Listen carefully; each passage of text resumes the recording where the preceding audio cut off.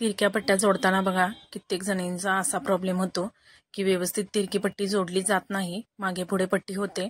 तर आजच्या व्हिडिओमध्ये मी तुम्हाला अशी सुंदर अशी ट्रिक सांगणार आहे की आपल्या तिरक्या पट्ट्या जोडताना आपली अशी चूक कधीच होणार नाही। बघा, एक समान एका रेषेत आपल्या तिरक्या पट्ट्या जोडल्या जातील, ज्या आपण गोटसाठी आणि गळापट्टीसाठी वापरतो।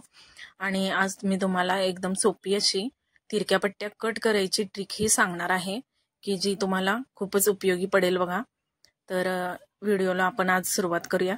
तर इथं बघा मी काही कॉटनचं कापड घेतलेलं आहे। तर ती ट्रिक कोणती आहे तर ती आता आपण पाहूया। तर इथं मी कापड घेतलेलं आहे बघा, कॉटनचं आणि अस्तरचं। तर त्याच्या आपण पहिल्यांदा तिरक्या पट्ट्या ट्रिकने कशा काढायच्या हे आपण पाहूयात।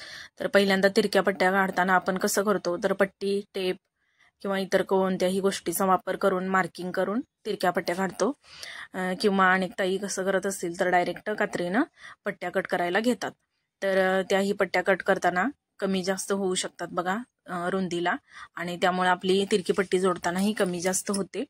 तर इथं बघा मी सुंदर अशी ट्रिक सांगते। अशा पद्धतीनं तिरक्यामध्ये आपण जे आपलं कापड आहे तिरक्या पट्ट्या काढायचं तर त्याची घडी घालायची आहे, आणि जितकी रुंदी आपल्याला गळापट्टीची पाहिजे आहे तर तितकी रुंदी मार्किंग करून घेऊन, फक्त छोटंसं मार्किंग करून घेऊन एक त्याप्रमाणे समोर घडी घालत जायचं आहे। बघा, अशा पद्धतीनं आपण फक्त, तर घडी घातल्यानंतर तुम्हाला पुन्हा आपण घडी जेव्हा उघडू तर त्यावेळेस घडीचे थोडेसे आपल्याला मार्क दिसतात, तर त्यावरून आपण फक्त कात्रीने कटिंग करत जायचं आहे। तर आता तुम्हाला मी उघडून दाखवते। तर इथं तुम्हाला मार्किंग थोडं दिसत असेल घडीचं, तर त्यावरूनच आपल्याला आता फक्त कटिंग करून घ्यायचं आहे। बघा, अशा पद्धतीनं।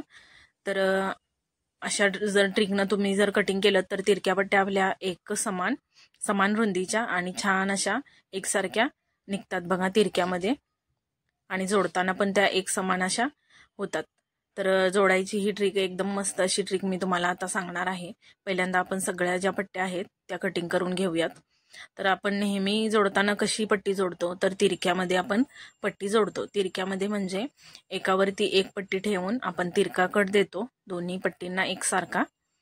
बघा, इथं मी दाखवत आहे। आणि त्यानंतर उलट सुलट पट्टी करून तिरकी पट्टी एकमेकावरती ठेवून बघा, जेणेकरून आपली सरळ टीप एक रेषेत यावी यासाठी।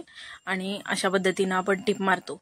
पण टीप मारल्यानंतर बघा आपल्याला असं जाणवतं की काही भाग बाहेर आणि काही भाग आत पट्टीचा गेलेला आहे, एका सरळ रेषेत पट्ट्या या बसलेल्या नाही आहेत। बघा, कित्येक ताईंचं किंवा आपल्या ज्या मैत्रिणी आहेत तर त्यांचा हा प्रॉब्लेम होत असेल।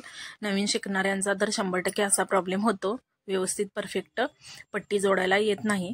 तर त्याचीच मी ट्रिक तुम्हाला आज सांगणार आहे। तुमची इथून पुढे कधीच पट्टी जोडायला चुकणार नाहीये। बघा, तर मी दुसरं आणखी एक कापड घेतलेलं आहे आणि पटपट त्याच्या पट्ट्या कट करून मी तुम्हाला ती ट्रिक दाखवते। बघा, तर इथं मी किती अगदी 2च सेकंदात कटिंग करून घेतलेलं आहे बघा पट्ट्यांचं।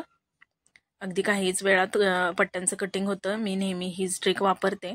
तर बघा, ट्रिक मी सांगते तुम्हाला। तर इथं आपल्या ज्या पट्ट्या आहेत त्या एकमेकावरती ठेवून फक्त आपल्याला सरळ उभा कट द्यायचा आहे पट्ट्यांचा, आणि पट्टी अशा पद्धतीनं काटकोनात ठेवायची आहे एकमेकावर। आणि मी जसे पॉइंट देत आहे तर ते तुम्हाला दिसले असतील, तर ते फक्त 2 पॉइंट आपल्याला टिपेनं जॉईंट करायचे आहेत। तर आता मी तुम्हाला पट्टी सरळ करून दाखवते। राहिलेलं कापड मी कट करून टाकलेलं आहे, आणि पट्टी बघा किती सुंदर पद्धतीनं एका सरळ रेषेत जोडली गेलेली आहे। आपले जे पॉइंट आहेत ते चुकलेले नाही आहेत अजिबात। तर तुम्हाला ही ट्रिक आवडली का? मी दोन्ही पण पट्ट्या जॉईंट करून घेतलेल्या आहेत बघा भरभर, खूपच सुंदर पद्धतीनं पटपट असं जॉईंट होतं। तर इथं बघा आणखी ती मगाशी जी आपण काळी पट्टी कट केलेली होती तर ती पण याच पद्धतीनं मी तुम्हाला जोडून दाखवते। मशीनवरती काळा कलर दिसणार नाही यासाठी मी वेगळ्या कलरचं कापड घेतलेलं होतं बघा मगाशी। तर बघा, इतक्या सोप्या पद्धतीनं आपल्या तिरक्या पट्ट्या जॉईंट होऊन जातात। एकदम सोपी अशी ट्रिक आहे।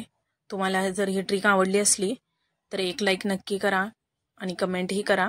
पुन्हा भेटू एका नवीन ट्रिक सोबत, तोपर्यंत थँक्यू।